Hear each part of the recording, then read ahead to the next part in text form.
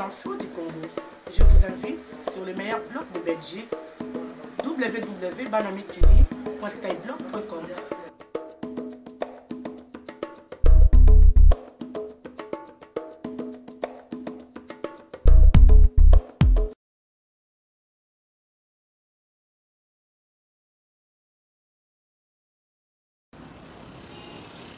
Goma reprend vie timidement. Même les véhicules de la MONUSCO patrouillent dans les rues. Mais à leur passage, certains habitants expriment colère et confusion. Nous manquons aujourd'hui qui est ennemi, M23 ou bien FARDC, qui est ennemi aujourd'hui. Nous passons cette question. Moi je m'arrête là-bas. Et la Monique est là. Donc la MONUSCO c'est l'ennemi de la population. On regarde la MONUSCO et on voit bien qu'elle ne fait rien. Donc la MONUSCO c'est comme les gens de Kabila. Il faut qu'ils partent eux aussi. Les soldats de l'armée congolaise ne nous ont pas défendus. Ce n'est pas de leur faute, c'est celle des autorités. Ils n'ont pas le moral pour combattre. Ils n'ont pas à manger. Ils ne sont pas payés. Un grand rassemblement d'uniformes bleus en centre-ville. Les rebelles du M23 passent en revue les éléments de la police nationale, désormais sous leur contrôle. La plupart refusent de s'exprimer. Certains policiers nous confient hors caméra avoir peur des représailles lorsque l'armée gouvernementale reprendra le contrôle de Goma. Ce n'est pas moi qui a décidé, c'est la conjoncture de notre pays qui nous a obligés d'être comme nous sommes aujourd'hui. Tout ce qui va arriver dans notre pays, nous sommes obligés de l'exécuter. Nous sommes sous les ordres. Nous sommes là seulement pour l'exécution. Bien loin de ces chaises musicales politiques, des dizaines de blessés civils sont toujours soignés à l'hôpital. Cette femme était enceinte de 8 mois lorsqu'elle a reçu 2 éclats d'obus dans l'avant-bras et dans le thorax. Elle a perdu son enfant. Je suis handicapée maintenant. Je ne sais pas ce que je vais faire. Les cas les plus graves sont tous des blessés par balles perdues. Ce jeune homme ne peut plus manger, boire ou parler.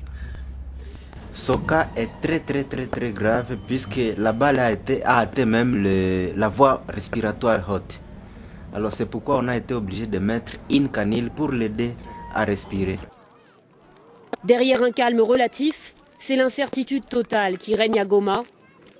Les nouveaux déplacés s'ajoutent à des milliers d'autres, comme si l'histoire n'était jamais fatiguée de se répéter au Nord Kivu.